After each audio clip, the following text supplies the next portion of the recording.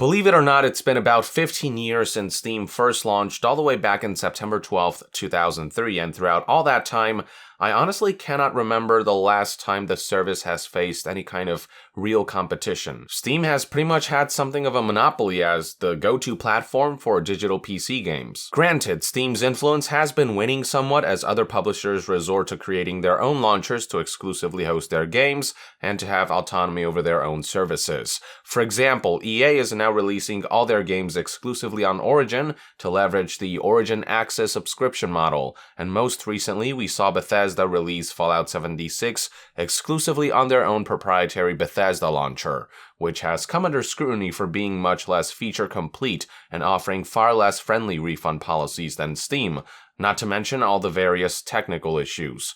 Another reason for why major game publishers have shifted away from Steam is to evade the platform's hefty 30% fee, with the 30-70 revenue split being something that hasn't sat well with many developers, but they tolerate it because not every company can afford the risk, cost, or resources to create their own launcher, so they're sort of stuck with Valve's service. However, that may all change very soon, as Epic Games has officially announced that they will be launching a competitor to Steam called the Epic Games Store, and on a surface level, everything about it seems far more lucrative for developers than Steam's current offering. Here is a press release from the official Unreal Engine website, and it reads as follows. For the last 5 years, we have been building tools enabling Epic to bring our games directly to players. We built the Epic Games Launcher on PC and Mac, featuring Fortnite and Unreal Engine. We built a worldwide digital commerce ecosystem supporting dozens of payment methods, and we gained great economies of scale thanks to Fortnite's growth.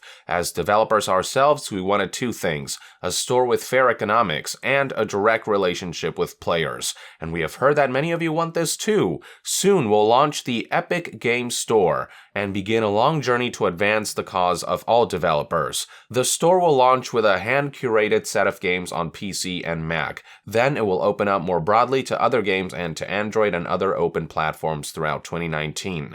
The Epic Games Store will operate on the following principles. All developers earn 88%. Developers receive 88% of revenue. There are no tiers or thresholds. Epic takes 12%. And if you're using Unreal Engine, Epic will cover the 5% engine royalty for sales on the Epic Games Store out of Epic's 12%. So that right there is the big draw of Epic Games Store for developers, where Steam takes 30% of your game's revenue, Epic will only take 12%. Even better for developers using Unreal Engine 4, whereas normally they'd have to shell out an additional 5% in royalties for using the engine, those who release their games on Epic Games Store will have that fee waived, meaning their take will be a flat 88%. Now, another point that Epic brings up is that there will be no tiers or thresholds. What they're directly referencing there is a contentious new revenue share system that Steam introduced a few days ago back in November 30th, 2018. As stated in this official announcement, any revenue share from money earned from October 1st, 2018 and onward will be tiered depending on how much money was earned. Games that make less than $10 million will still retain the 30-70 split, and then past $10 million, the split will be adjusted so that developers earn 75% while Steam earns 25%. And finally, games that make $50 million or more will have the split adjusted even further so that developers earn 80% while Steam earns 20%. Basically, the more your game earns, the bigger piece of the pie you get. But this scheme has proven to be rather contentious among games industry pundits, as it prioritizes big AAA games while leaving middleware or indie developers in the curb. A $60 game has to sell close to 167,000 copies to reach the $10 million revenue mark, and close to 834,000 copies to reach the $50 million revenue mark. While a $30 game has to sell close to 334,000 copies to make $10 million, and close to 1,667,000 copies to make $50 million. Well-known franchises and major game releases are bound to at least hit the $10 million revenue threshold without too much issue, but up-and-coming developers will likely struggle to even sell 100,000 copies, especially when Steam lacks the quality assurance and curation necessary to weed out the trash shovelware from the more serious projects. So for these serious up-and-coming indie developers, Epic Games Store is already bound to look like a much fairer and much more lucrative prospect than Steam, and even big AAA developers will get a higher cut from Epic Games than they would from Steam under the best circumstances. Where Steam does have a distinct advantage right now is that it's an established platform that tens of millions of users are familiar and comfortable with, but if Epic Games can nail the launch of their store, make it as feature complete as Steam, offer better services, and maintain the promised revenue share, it could very well start to gain traction over the years, and the tides could shift dramatically in the not-so-distant future. It's worth noting that Epic Games does already have something of a head start, as their massively successful Fortnite has already driven dozens of millions of players to their Epic Games launcher, through which they'll be launching their brand new digital store. Leveraging the significant user base Epic's launcher already has, games released on Epic Games Store may very well yield pretty successful sales figures, with developers getting a bigger take than they would on Steam, though it is a risk. Developers have to ask themselves if their game will sell well enough on Epic Games Store that an 88% revenue share will outdo the revenue they might earn from the 70% to 80% split on Steam. Anyway, moving on, the page lists a slew of other services that Epic Games Store will offer, touting how Newsfeed for players will take front and center and allow players to opt in to email notifications, how they will keep bolstering their Support a Creator program leveraging YouTubers, streamers, and bloggers, how developers will have full control over their game's page and newsfeed with no store-placed ads or cross-marketing of competing games to further clutter things up or distract from the product at hand, how games of all engines are welcome, and how their success with Fortnite has allowed them to be efficient with store payments, server bandwidth, and customer support while maintaining a much lower 12% store fee compared to the competition. Now, beyond this official announcement, Epic Games founder and CEO Tim Sweeney sat down in an interview with news outlet Games Industry to discuss a few more specifics. When asked about the 30-70 revenue split that's been standard for the industry, Sweeney began by sharing some numbers detailing the cost of running a digital store on PC in their experience, noting how everything amounts to a 6% payment on their part, making the 12% they're charging both friendly to developers while still allowing the introduction of a store to be a profitable business for Epic.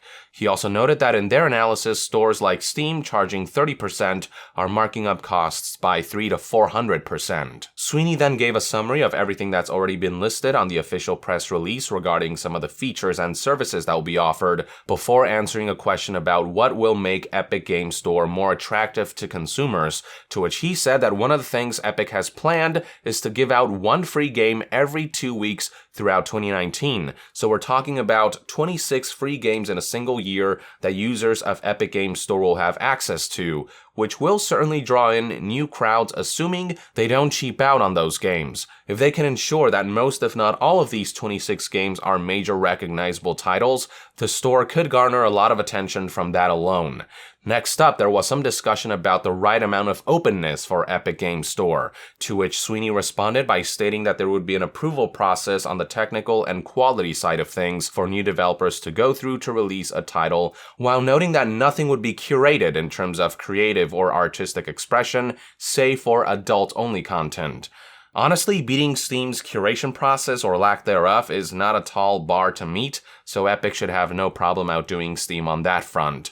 Now, here's an interesting bit. When asked about how Epic plans to handle forums, community-led content, and abusive behavior such as review bombing and the like, Sweeney said that the Epic Games Store won't have forums like Steam does, as other outlets like Reddit, Discord, Twitter, Facebook, and other social media fill that gap far better, while adding that developers are free to run their own forums and social media groups, and they're free to link those on their Epic Games Store page. As for mitigating toxicity, the store is planned to rely on private communication tools between players and devs like a ticketing system, while strategies for ensuring balance in user reviews are still being worked on, with developers having the option to opt in. Finally, Sweeney confirmed that Epic Games Store will support mods, free-to-play games, and non-commercial games, that there will be a refund policy with a 14 days grace period, handled manually at first and then handled automatically down the line. He detailed which few countries Epic Games Store wouldn't launch in,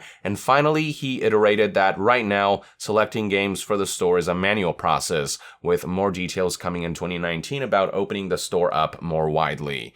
I've gotta say, on paper, Epic Games Store sure sounds like it could offer a superior service compared to Steam, as long as it's properly executed, and it's sure bound to give Steam a run for its money. Steam could use some competition if I'm being honest, as the platform has gotten somewhat lazy and negligent as of late, with Epic Games poising itself to be better than Steam on just about every front, with a tangible threat looming on the horizon. The folks over at Steam may finally have no choice but to get off their asses and strive to improve the platform across the board. Now, my one worry is that this tug of war between Epic and Steam may cause further division among PC gamers. I wonder what will happen if a game releases on both Steam and Epic, if that's even allowed. Will players on both sides be able to play together and leverage each platform's various functionalities, or will there be a wall between the two? Will we start seeing some games being released exclusively on Steam and others exclusively on Epic to the inconvenience of consumers?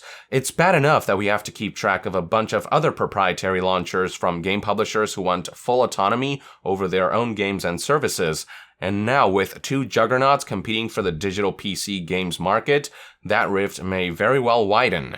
At the same time, perhaps it is time for another company to step in and show the world how much better a digital PC games ecosystem can be handled. The great thing about competition is that it forces those who have gotten too cozy with the current status quo to step their game up, to better themselves, to outdo challengers, and this vicious cycle of one-upping is what ensures progress and prevents stagnation. Steam has admittedly stagnated on a number of key areas for far too long now, having sat too comfortably and gotten too fat on their throne. So a real competitor may be the push it needs, because if Steam doesn't respond to Epic's challenge in kind and evolve along the way, it will be left behind to bite the dust one of these days, as it is the nature of these things. On the other hand, if Epic fails to execute and deliver on their promises, they won't make so much as a dent on Steam's current dominance. These are one man's perspective anyway. I'd love to hear what your take is on Epic Games' introduction of a Steam competitor in the comments below. With that, I would like to end this news update. Thank you for tuning in.